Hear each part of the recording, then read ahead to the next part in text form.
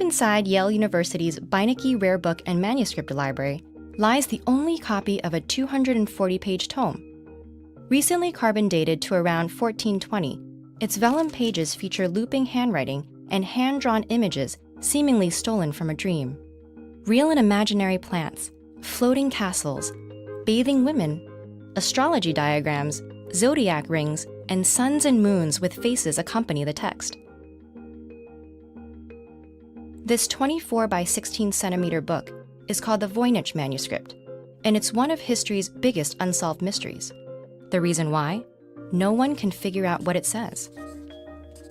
The name comes from Wilfrid Voynich, a Polish bookseller who came across the document at a Jesuit college in Italy in 1912.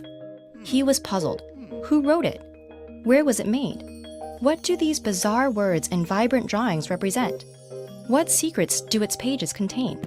He purchased the manuscript from the cash-strapped priest at the college and eventually brought it to the US, where experts have continued to puzzle over it for more than a century. Cryptologists say the writing has all the characteristics of a real language, just one that no one's ever seen before. What makes it seem real is that in actual languages, letters and groups of letters appear with consistent frequencies, and the language in the Voynich manuscript has patterns you wouldn't find from a random letter generator. Other than that, we know little more than what we can see. The letters are varied in style and height. Some are borrowed from other scripts, but many are unique. The taller letters have been named gallows characters. The manuscript is highly decorated throughout with scroll-like embellishments. It appears to be written by 2 or more hands, with the painting done by yet another party. Over the years, 3 main theories about the manuscript's text have emerged. The first is that it's written in cipher, a secret code deliberately designed to hide secret meaning. The second is that the document is a hoax, written in gibberish to make money off a gullible buyer. Some speculate the author was a medieval con man, others that it was Voynich himself. The third theory is that the manuscript is written in an actual language, but in an unknown script. Perhaps medieval scholars were attempting to create an alphabet for a language that was spoken, but not yet written. In that case, the Voynich manuscript might be like the Rongo Rongo script invented on Easter Island, now unreadable after the culture that made it collapsed. Though no one can read the Voynich manuscript, that hasn't stopped people from guessing what it might say.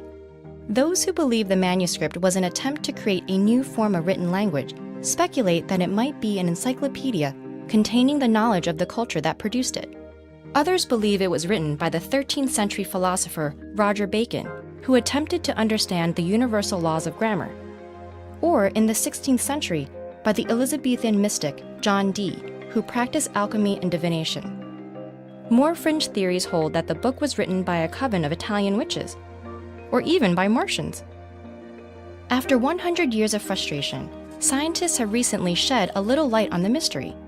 The first breakthrough was the carbon dating.